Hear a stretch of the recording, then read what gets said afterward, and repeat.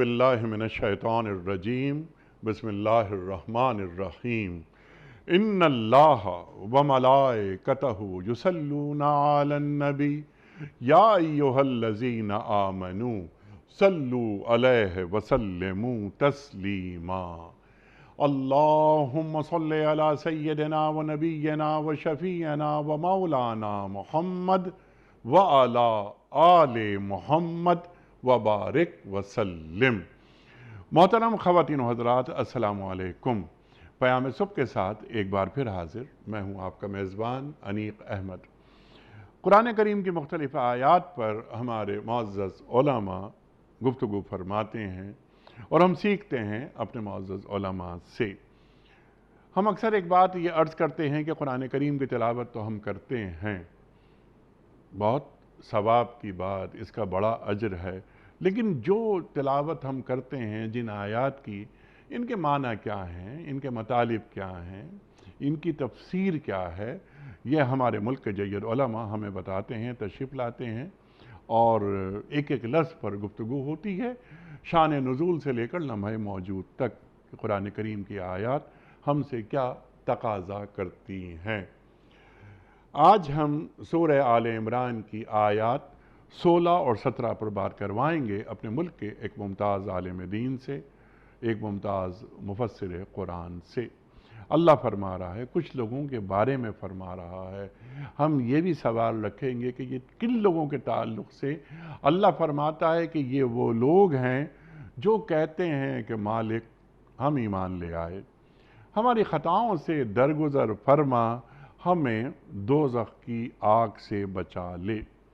फिर सिफ़ात, अल्लाह ताला कुरान करीम में बहुत सी जगहों पर, बहुत से मकामात पर मोमिनीन की सिफ़ात बताता है। यहाँ भी अल्लाह ताला सूरह आल इमरान की आयत नंबर 17 में मोमिनीन की सिफ़ात बता रहा है।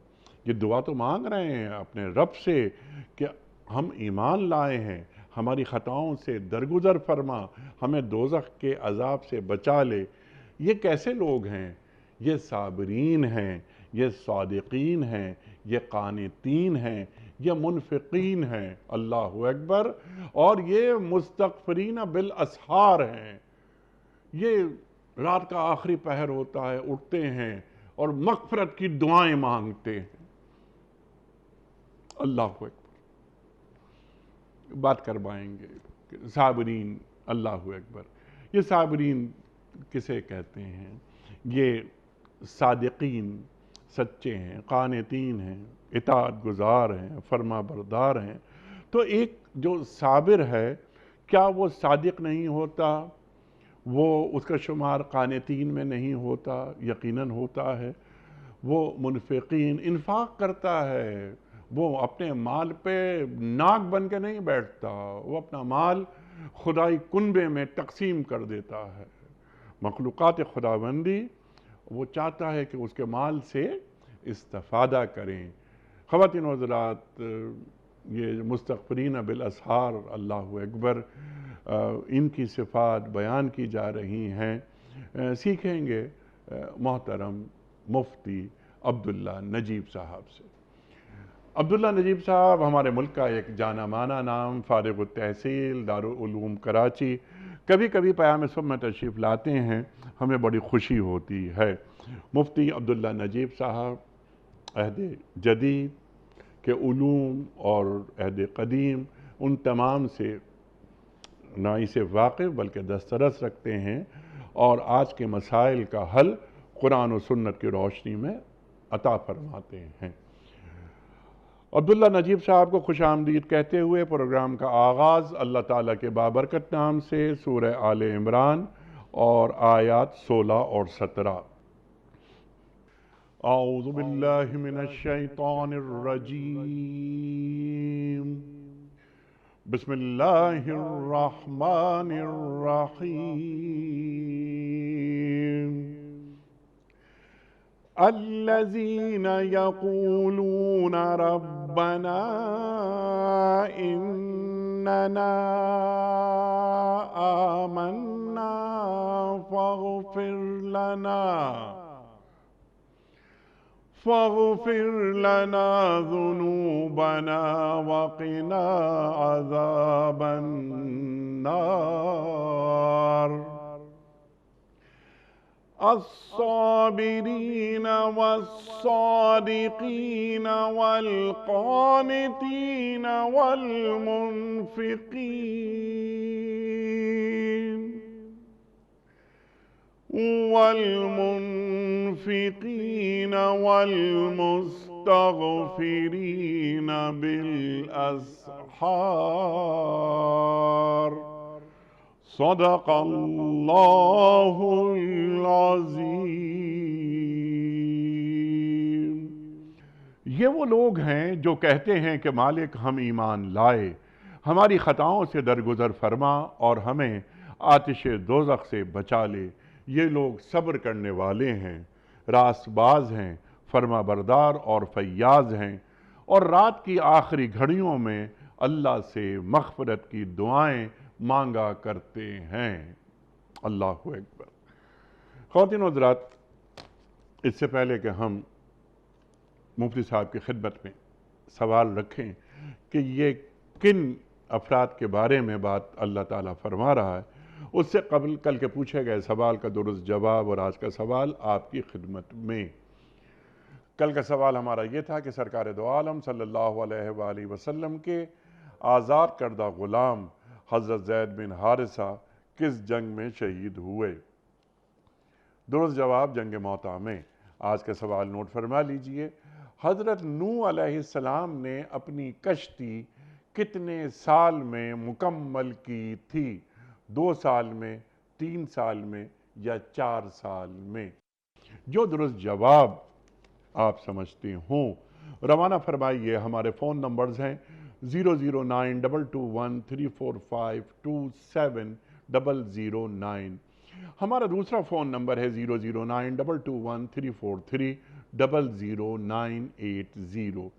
ہمارا ای میل ایڈریس ps@dunyatv.tv۔ ہمارا SMS کا نمبر 3031 اور ہمارا واٹس ایپ کا نمبر ہے 00923218250194۔ حضرت ارشاد فرمائیے، سوال وہی سمپل، کن لوگوں کا اللہ ذکر فرما رہا ہے؟ ارشاد۔ بسم اللہ الرحمن الرحیم، نحمدہ ونصلی ونسلم علی رسولہ الکریم، اما بعد۔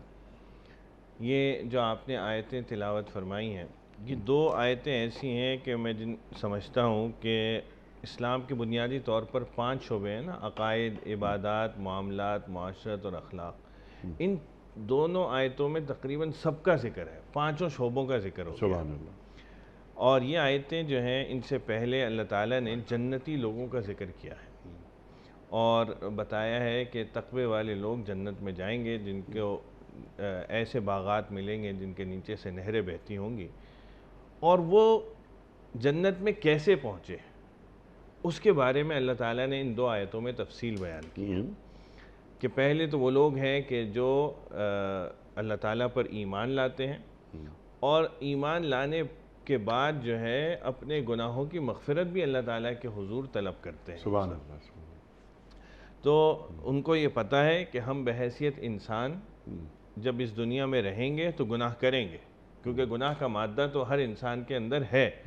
انسان اور فرشتے میں بنیادی فرق ہی یہی ہے کہ فرشتہ گناہ کرنا بھی چاہے تو گناہ نہیں ہو سکتا، جبکہ انسان کو اللہ تعالیٰ نے اختیار دیا ہے کہ وہ اچھا راستہ بھی اختیار کر سکتا ہے، برا بھی راستہ اختیار کر سکتا ہے، اور یہی وہ مادہ ہے جس کی وجہ سے جب وہ گناہ کے مادے کو دباتا ہے، نیکی کے مادے پر عمل کرتا ہے تو فرشتے سے اوپر ہو جاتا ہے، فرشتے سے بھی بڑھ جاتا ہے اس کا درجہ۔ تو پہلی آیت میں جو ہے اللہ تعالیٰ کے اہل ایمان والوں کی صفت بتائی کہ وہ ایسے ہیں کہ کہتے ہیں کہ ہم آپ پر ایمان لائے اور ہمارے گناہوں کی مغفرت فرمائیے، اور صرف اس پر نہیں کہ وہ زبانی اکتفا کر لیتے ہیں کہ کہتے ہیں کہ جی ہم ایمان لائے اور ہماری مغفرت فرما دیں، بلکہ ان کی کچھ خصوصیات ہیں، ان کی کچھ صفات ہیں۔ وہ کس قسم کی صفات اور خصوصیات کے حامل ہیں وہ آگے اللہ تعالیٰ نے بیان کی ہیں۔ اللہ اکبر۔ اللہ سب سے پہلے بیان کیا کہ وہ صابرین ہیں۔ اچھا، صبر جب ہم اپنی عام زبان میں بولتے ہیں تو وہ تو عموماً وہ ہوتا ہے کہ کسی پر کوئی مشکل آ گئی، کسی پر کوئی مصیبت آ گئی تو اس نے صبر کیا. لیکن قرآن و حدیث میں صبر کا جب مفہوم لیا جاتا ہے وہ اس سے زیادہ وسیع ہے. اس میں 3 قسم کے صبر داخل ہیں. پہلا ہے صبر علی الطاعہ، یعنی اپنے آپ کو فرما برداری پر راضی کرنا، اس پر صبر. دوسرا ہے صبر علی المعصیہ، یعنی گناہوں سے اپنے آپ کو بچانے پر صبر. اور تیسرا ہے کہ کوئی مصیبت، کوئی مشکل آئے تو اس پر صبر. تو یہاں پر وہ تینوں قسم کے صبر داخل ہیں. اس کو میں ایک ایک مثال سے سمجھانے کی کوشش کرتا ہوں، انشاءاللہ سمجھ میں آئے گا. صبر طاعت پر یا فرمانبرداری پر صبر کیسا ہے؟ وہ یہ ہے کہ صبح فجر کے وقت مجھے اٹھ کر فجر کی نماز ادا کرنی ہے. میرا بستر چھوڑنے کا دل نہیں چاہ رہا، میں چاہ نہیں رہا کہ میں اس بستر سے نکلوں اور یہ فجر کی نماز ادا کروں، لیکن میں اپنے نفس پر جبر چلاتا ہوں اور اس تقاضے کو دباتا ہوں اور اٹھ کر وضو کر کے فجر کی نماز ادا کرنے کے لیے مسجد جاتا ہوں. اور یہ بھی شیطان کو شکست دے دیتا ہوں. شکست دے دیتا ہوں، بالکل. تو یہ بھی صبر ہے، یہ فرما برداری پر صبر کرنا ہوا.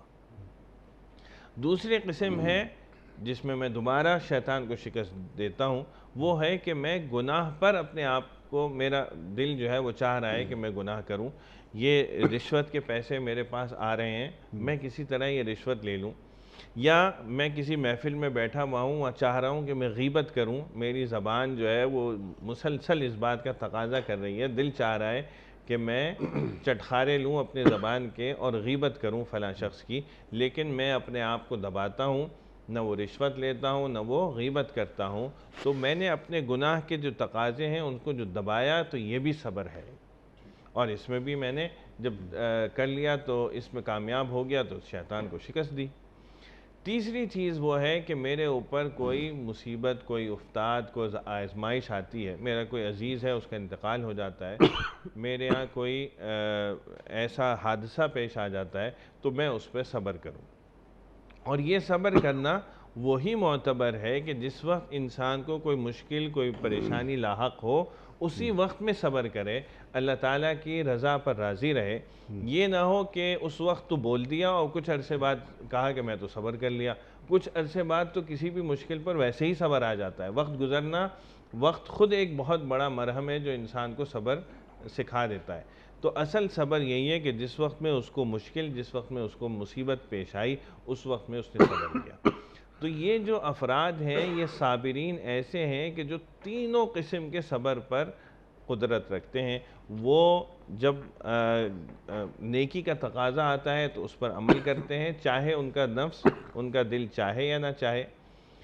اگر گناہ کا تقاضا پیدا ہوتا ہے تو وہ اپنے نفس کو روکتے ہیں، چاہے گناہ کرنے کا کتنا ہی دل چاہے، اس میں اپنے آپ کو روکتے ہیں. اور اسی طرح جب کوئی معصیت، کوئی مصیبت ان کے اوپر آتی ہے تو اس وقت میں اللہ تعالیٰ کی رضا پر راضی رہتے ہیں، اور اس طور پر وہ صابرین میں داخل ہوئے. سبحان اللہ. دوسری چیز فرمائی، ان کی صفت بیان کی، صادقین، سچ بولنے والے. یہ وہ صفت ہے. مفتی صاحب آپ کی اجازت سے ذرا ہم صبر کو اور میں چاہتا ہوں کہ آپ سے اور سیکھیں ہم. انما یوفی الصابرون اجرہم بغیر حساب. اللہ تعالیٰ جتنے بڑے اجر کی بات کر رہا ہے، کیا پورے قرآن کریم میں ہمیں اس سے بڑا اجر جو صبر کرنے والوں کو اللہ دے رہا ہے کہیں اور نظر آتا ہے؟ بالکل صحیح فرمایا آپ نے. صبر پر اجر و ثواب، یعنی یہ آپ نے اتنی اچھی بات کی طرف توجہ دلائی کہ دیکھیں نا، انسان کسی چیز کو جو کرتا ہے اس کے ریوارڈ کو پیش نظر رکھ کے کرتا ہے. آدمی اپنے آپ کو آمادہ اس پہ کر لیتا ہے کہ یہ ریوارڈ مجھے ملنے والا ہے.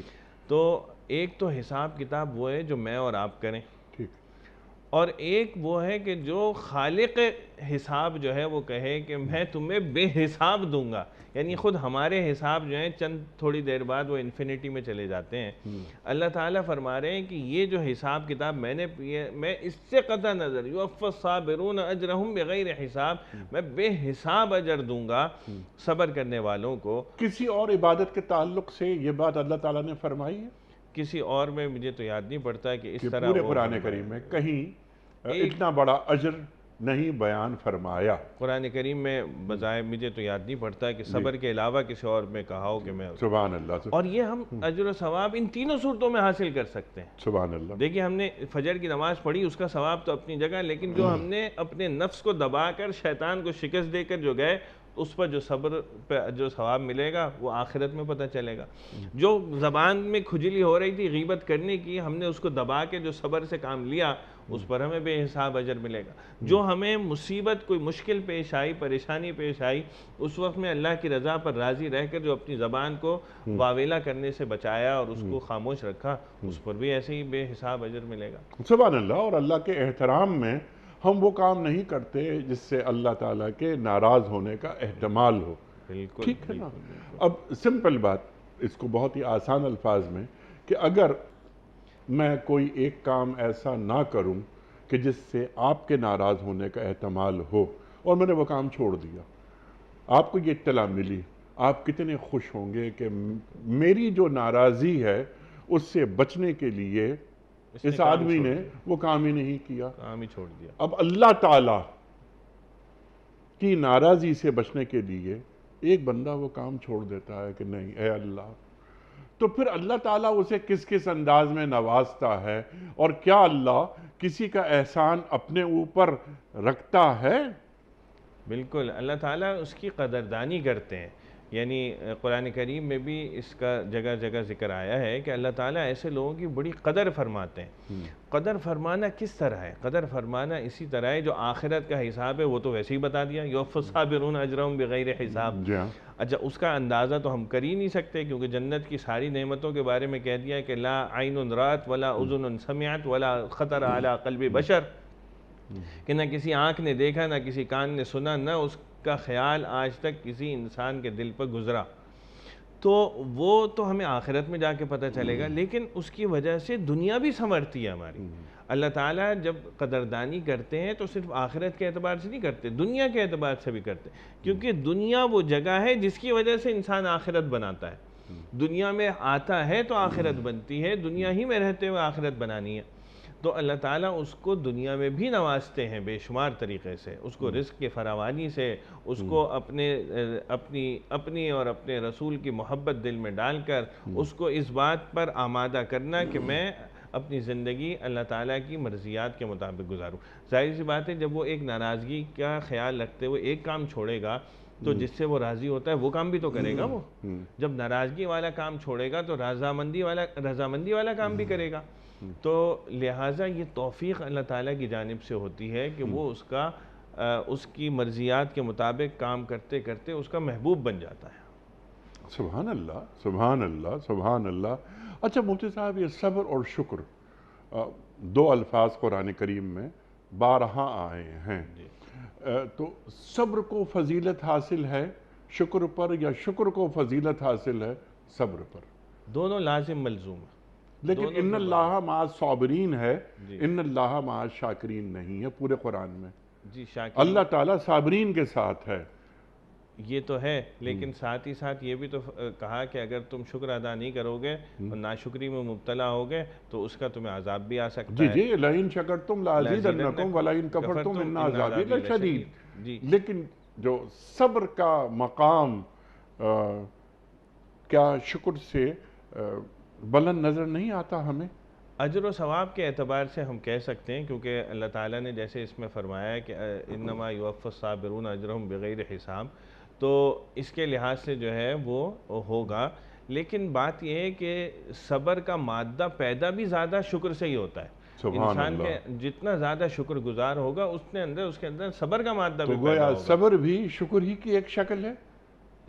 شکر ہوگا تو صبر بھی زیادہ ہوگا، شکر گزار ہوگا تو صبر بھی پیدا ہوگا۔ جب شکر گزار ہوگا، اللہ تعالیٰ نے میں نے جو مثال دی کہ اس نے فجر کی نماز پڑھنے کی توفیق ہوئی، اس پر شکر ادا کیا اس نے، جب شکر ادا کرے گا تو اگلا دفعہ صبر کرنے کا زیادہ اس کو توفیق ملے گی، زیادہ صبر کر سکے گا دوبارہ، اور دوبارہ ان اجر و ثواب کا مستحق ہو سکے گا۔ تو میرے خیال میں دونوں چیزیں جو ہیں ایک دوسرے کے لیے بڑی یعنی ایک دوسرے کا ساتھی ہیں وہ، کہ جس پر جو ہے شکر کے ساتھ انسان کو صبر بھی صبر اور زیادہ کرنے کی توفیق ہوتی ہے۔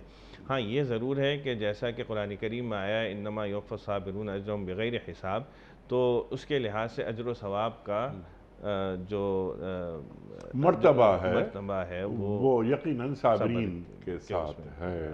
اچھا اب فوراً ہم آگے آ جاتے ہیں صادقین کی اللہ تعالیٰ بات فرماتا ہے۔ دوسری صفت جو صادقین ہے دوسری صفت کہ ان میں یہ دوسری صفت ہوتی ہے۔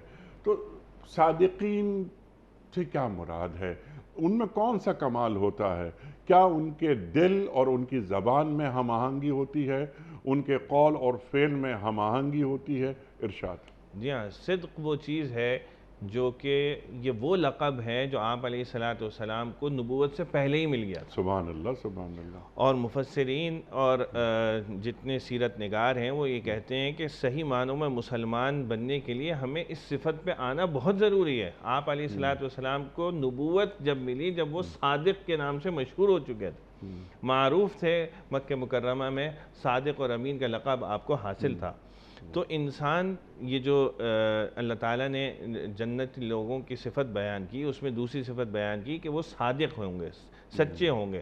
سچے صرف زبان سے ہی نہیں، عمل سے بھی سچے ہوں گے، دل سے بھی سچے ہوں گے۔ دیکھیے دل کا حال تو اللہ تعالیٰ کو معلوم ہے، ہمارے سامنے دل کا حال اس کے اعمال سے ظاہر ہوتا ہے۔ سبحان اللہ۔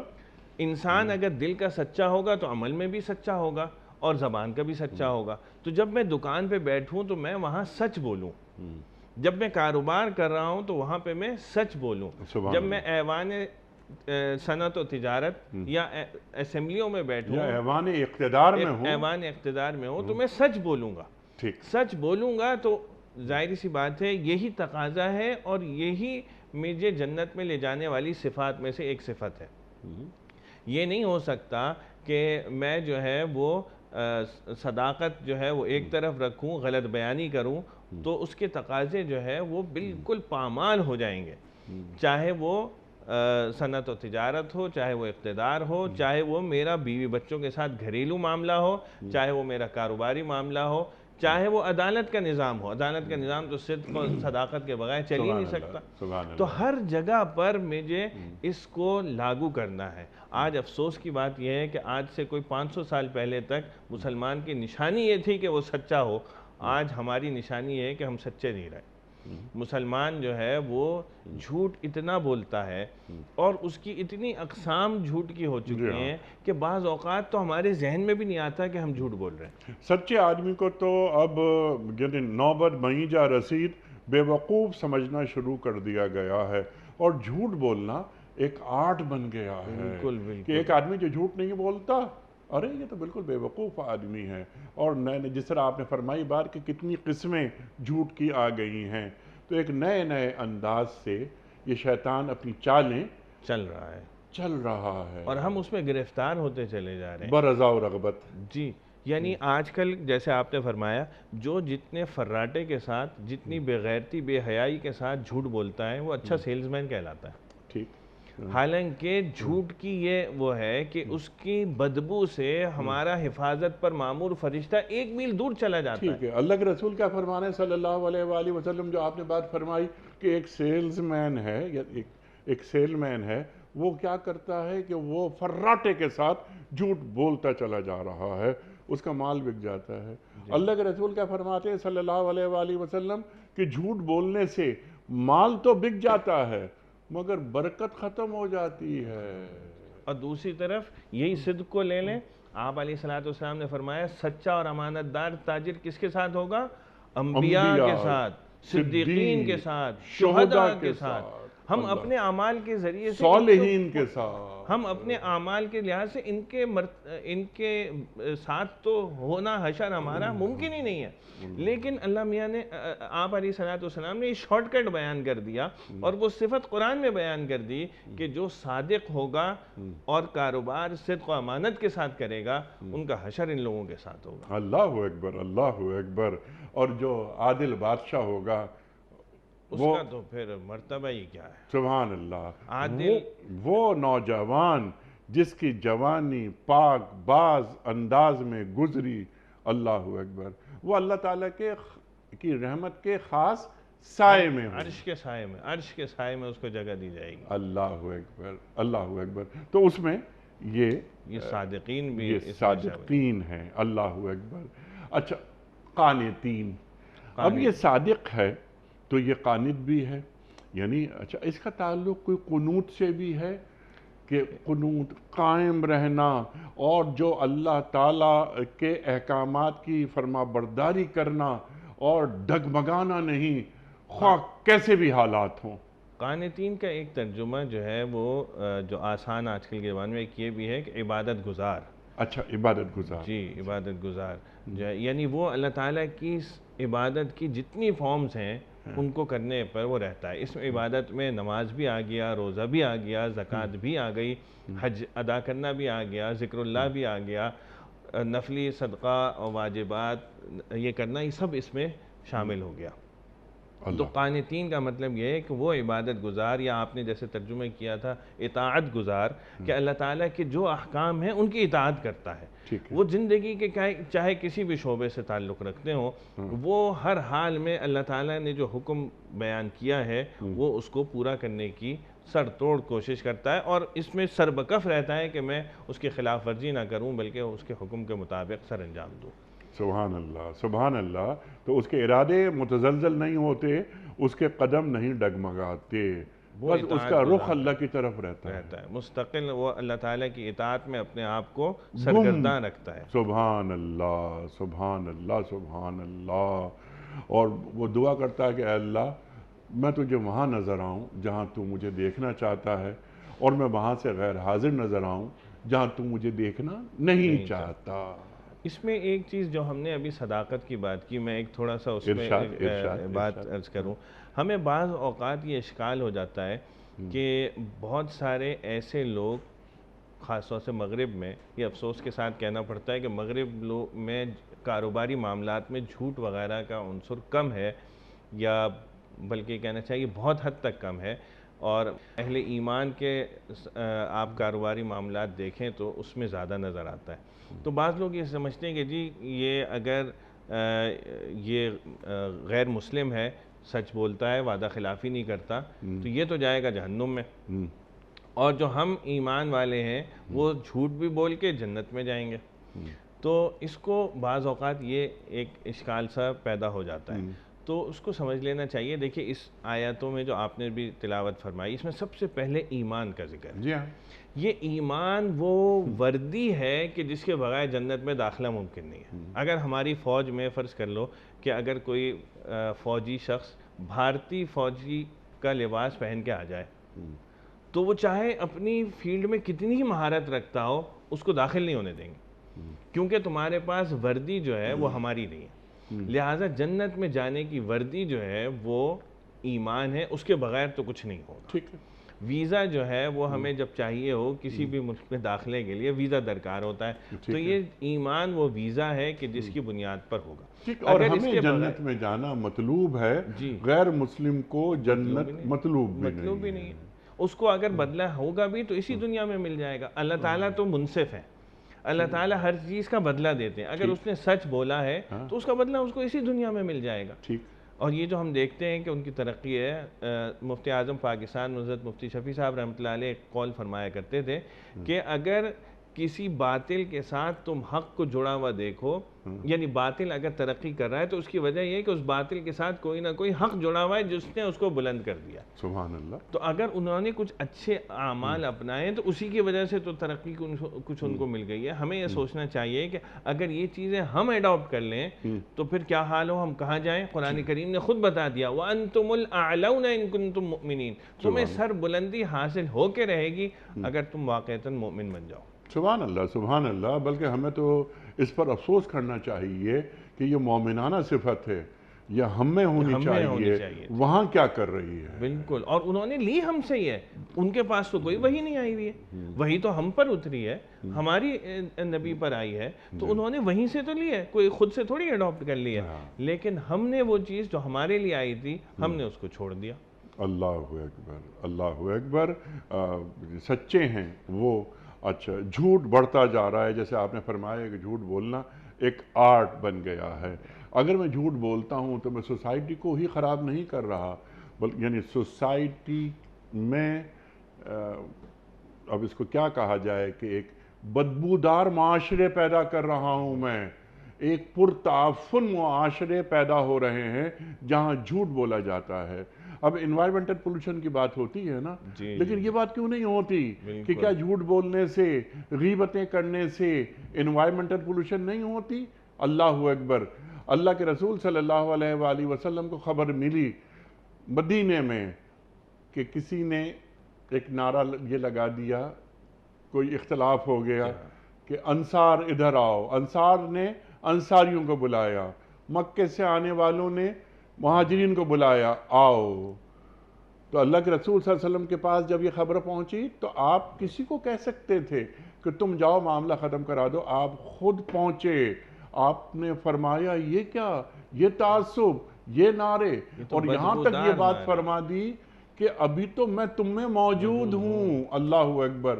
واپس جا رہے ہیں آپ صلی اللہ علیہ وآلہ وسلم اور صحابہ. تو ایک صحابی سوال کرتے ہیں کہ جب ہم آ رہے تھے تو یہ فضا بدبودار نہیں تھی، اب یہ بدبودار کیسے ہو گئی؟ تو اللہ کے رسول فرماتے ہیں صلی اللہ علیہ وآلہ وسلم کہ جب اس طرح کے نعرے لگیں گے پرتعصب تو فضا بدبودار نہیں ہوگی تو کیسی ہوگی؟ تو یہ جھوٹ بولنے سے، غیبت کرنے سے، ٹوہ میں لگے رہنے سے، اللہ اکبر، اس زبان کا استعمال، اس سے فضا آلودہ ہو جاتی ہے، اس پر غور نہیں ہوتا. لیکن ہم نے جو ابھی حدیث یہ کہ حفاظت کا فرشتہ اس کی بدبو سے 1 میل دور چلا جاتا ہے. بدبو آتی ہے جب بھی تو جاتا ہے نا 1 میل دور. یہ جو آپ نے بات فرمائی انوائرمنٹل پولوشن جو ہے وہ ہو رہا ہے اس سے. اور یہ انوائرمنٹل پولوشن جو ہے ہماری آپس کی جو تعلقات ہیں اس میں بھی پولوشن پیدا کر دیتا ہے. آپ اس کا معاملہ کار دیکھیں، آپ اگر کوئی بچہ اپنے والد کے ساتھ جھوٹ بولتا رہے، یا کوئی ملازم اپنے باس کے ساتھ جھوٹ بولتا رہے، یا کوئی کاروباری شخص اپنے گاہکوں کے ساتھ جھوٹ بولتا رہے، بالآخر نتیجہ کیا ہوتا ہے کہ اس کے تعلقات خراب ہوتے ہیں. پولوشن آ جاتی ہے نا. تعلقات جو اچھے تھے ان میں گندگی آ گئی. پولوشن اور کیا ہے؟ یہی تو ہے.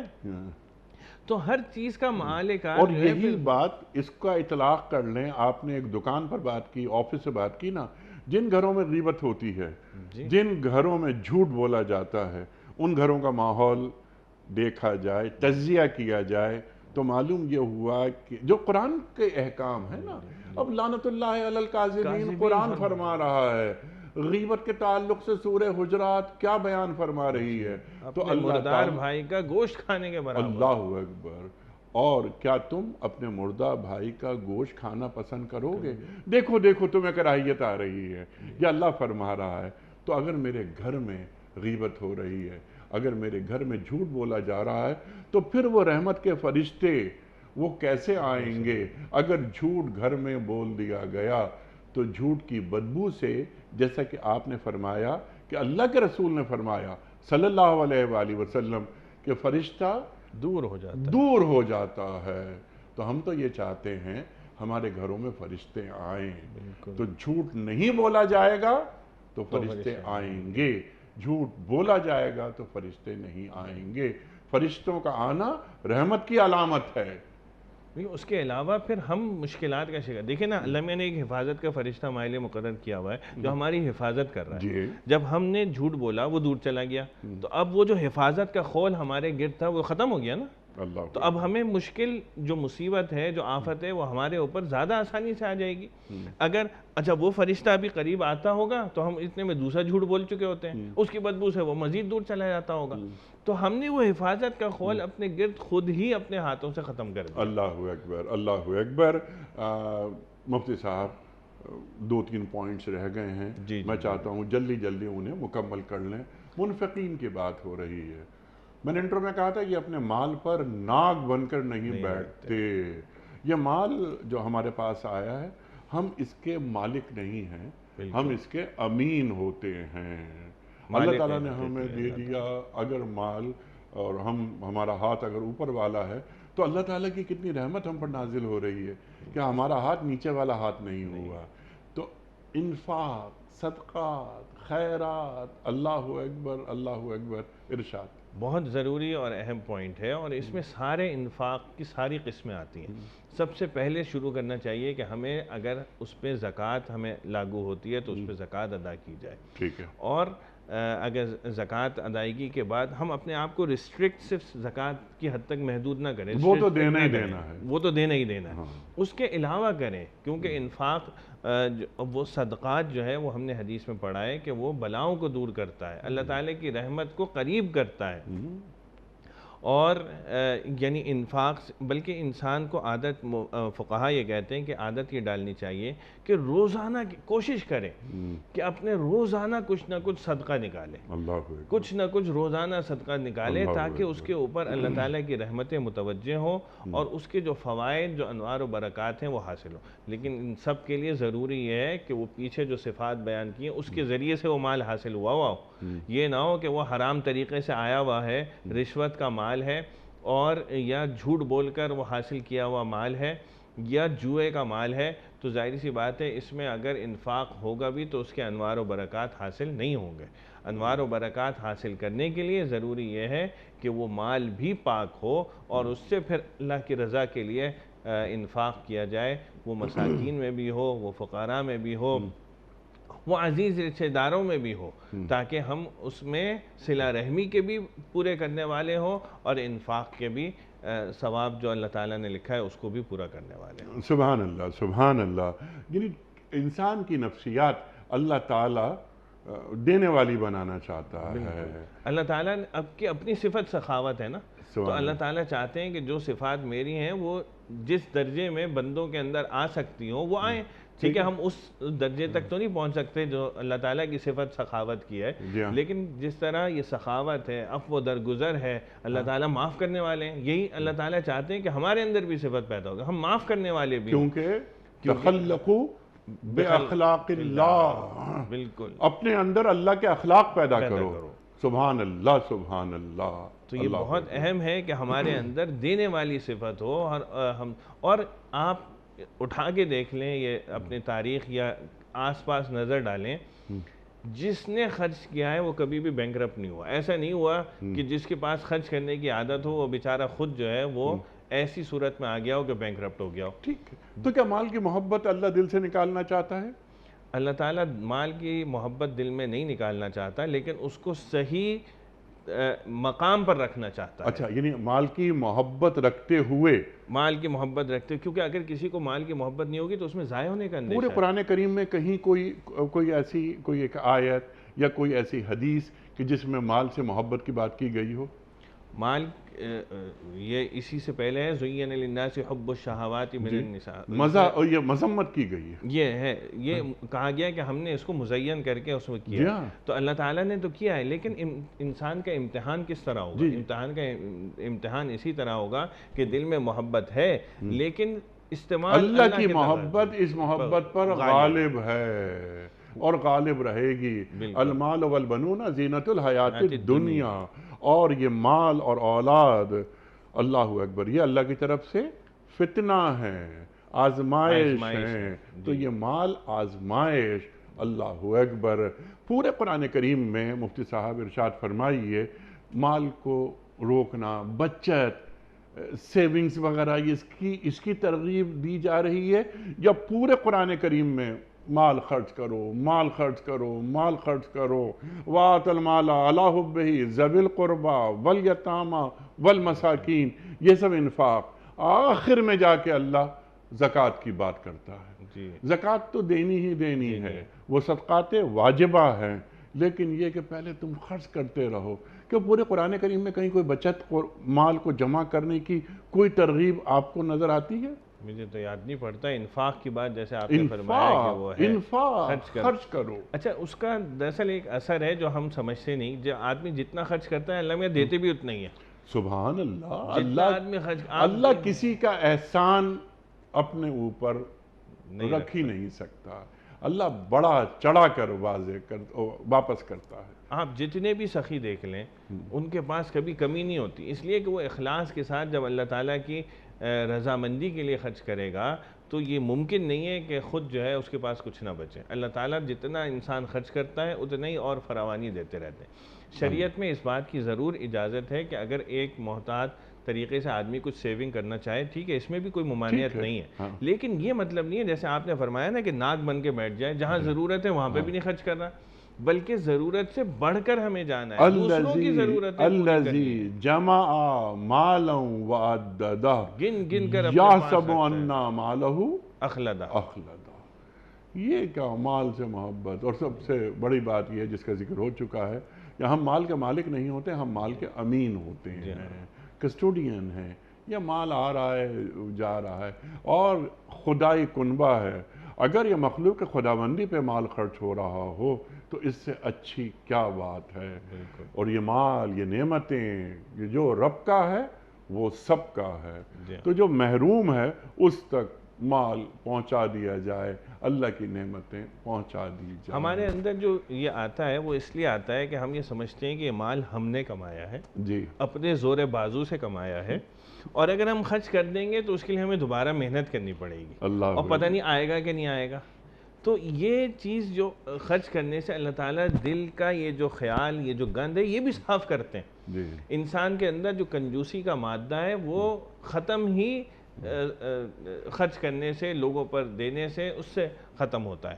یہ ایک نقد فائدہ ہوتا ہے کیونکہ کنجوسی اللہ تعالیٰ کو پسند ہی نہیں ہے اور اس کی مذمت آئی ہے باقاعدہ.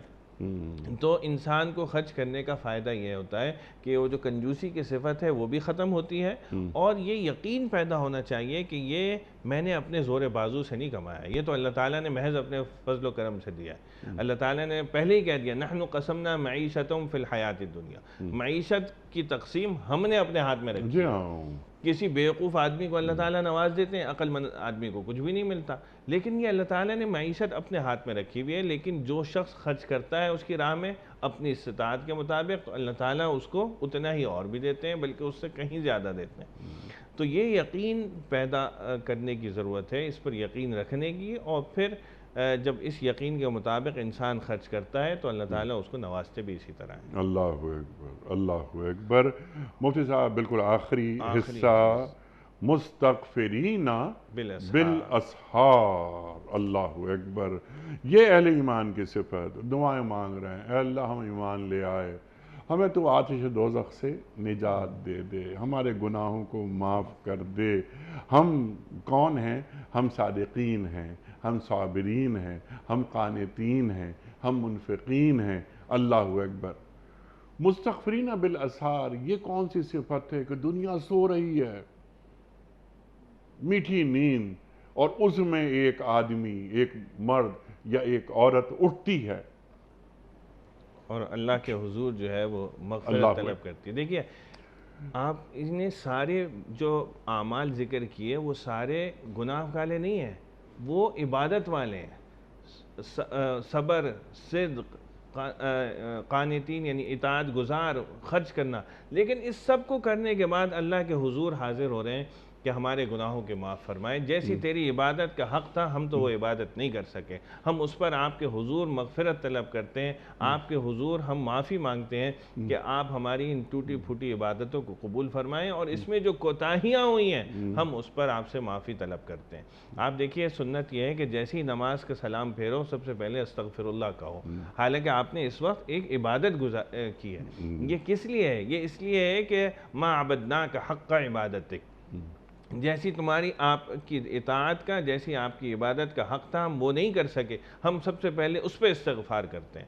تو اس میں یہ پتہ چلا کہ انسان کو گھمنڈ میں مبتلا نہیں ہونا چاہیے. اگر وہ نیک اعمال بھی کر رہا ہے تو اس پر شکر تو ادا ہونا چاہیے، لیکن یہ نہیں ہونا چاہیے کہ یہ اعمال جو ہے میرا کوئی کارنامہ ہے، بلکہ اس کے حضور، اللہ کے حضور اس پر توبہ استغفار کر کے اللہ تعالیٰ سے اس میں جو کوتاہیاں ہوئی ہیں اس پر معافی مانگنے کی عادت ڈالنی چاہیے. اور یہ وقت ایسا ہوتا ہے جو اللہ تعالیٰ کے سب سے زیادہ قریب کر دیتا ہے انسان کو، کیونکہ اللہ اس وقت آسمان دنیا پر آیا ہوا ہوتا ہے. اعلان ہو رہا ہوتا ہے کوئی ہے مغفرت طلب کرنے والا کہ میں اس کی مغفرت کروں، کوئی ہے رزق طلب کرنے والا کہ میں اس کو رزق عطا کروں.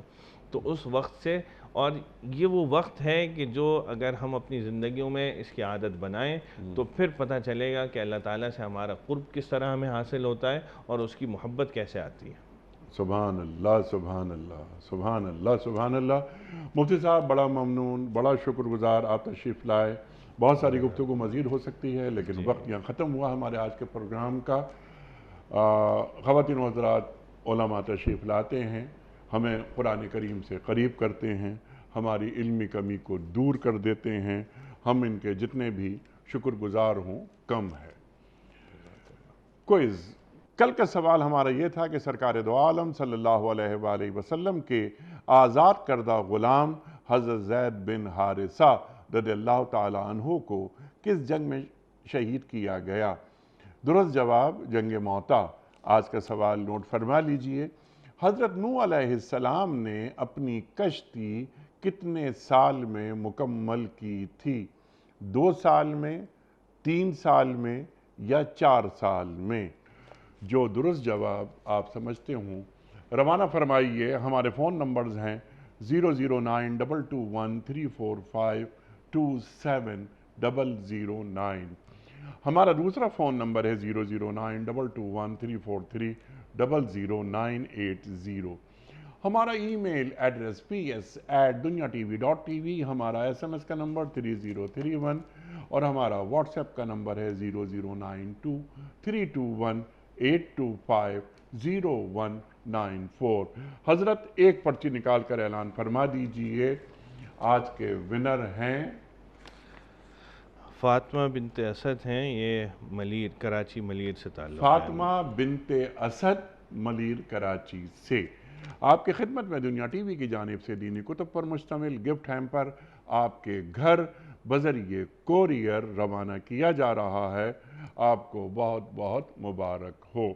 پیام صبح کا اختتام ہوتا ہے روزانہ ایک قول پر، اور وہ قول ہوتا ہے صاحب نہج البلاغہ امیر المومنین حضرت علی مرتضیٰ کرم اللہ وجہہ کا۔